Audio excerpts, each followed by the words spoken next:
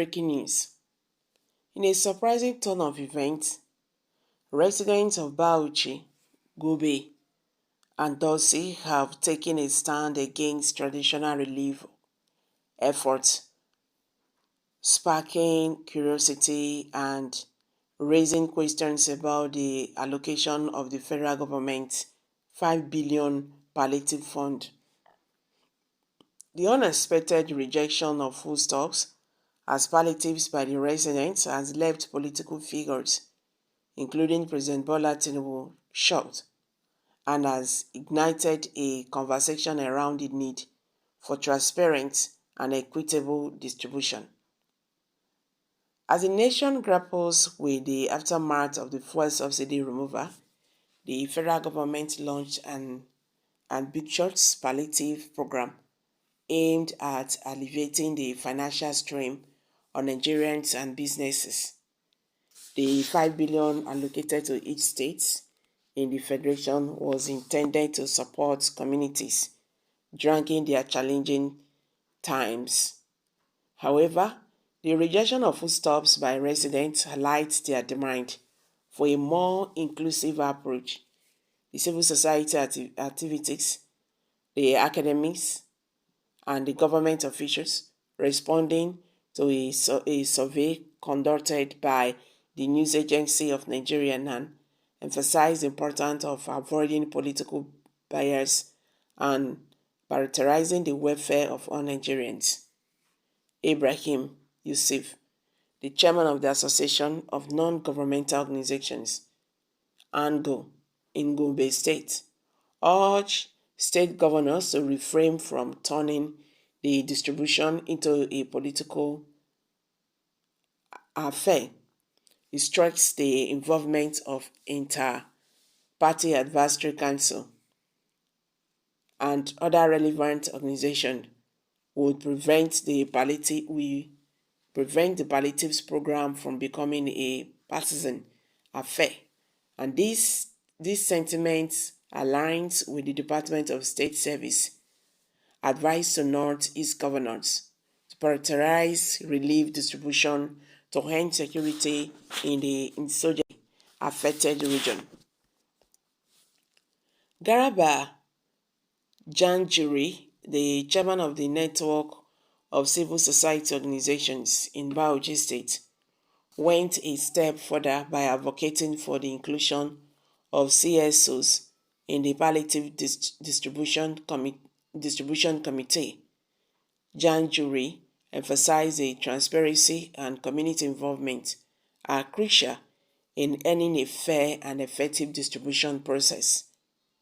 Abdullahi Yarwi, an economist, shed light on the purpose of the 5 billion naira palliative fund, stating that its primary objective is to empower states to assist their citizens.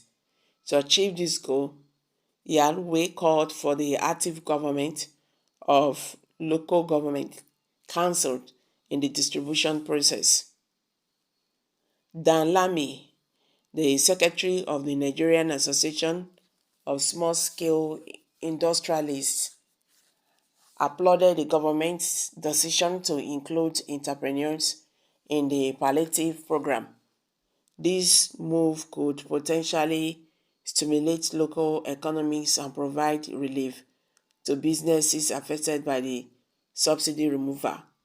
The rejection of traditional palliatives by these residents reflects their desire for a more inclusive and transparent approach to relief distribution.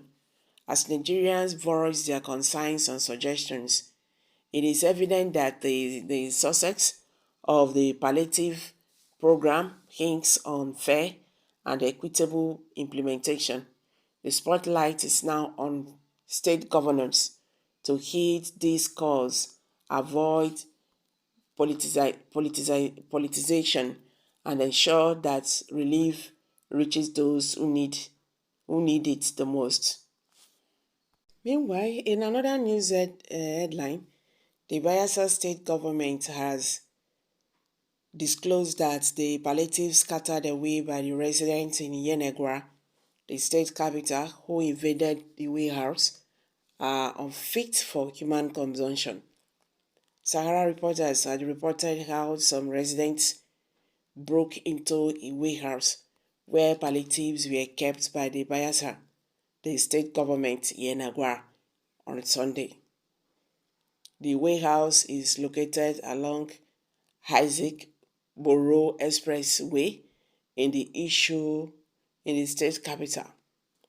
Sahara reporters gathered that people were angered due to the hardship on the country occasioned by the removal of subsidy on petrol motor spirit, otherwise known as petrol. The subsidy removal moved up the price of petrol from around 190 naira to about 620 naira per litre, and these had adversely affected the price of goods and services.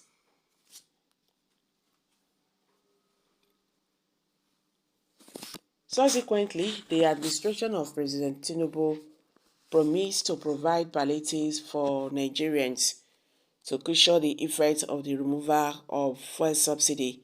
It later announced that 5 billion would be provided for each state and the Federal Capital Territory, and foodstuffs to be shared among Nigerians. It was not clear if the warehouse looted in Yenegwara House food items promised by Tinubu's administration, but Sahara reporters confirmed that it contained palliatives meant for victims of 2022 flooding, which has been described as one of the worst flood in Nigerian's history.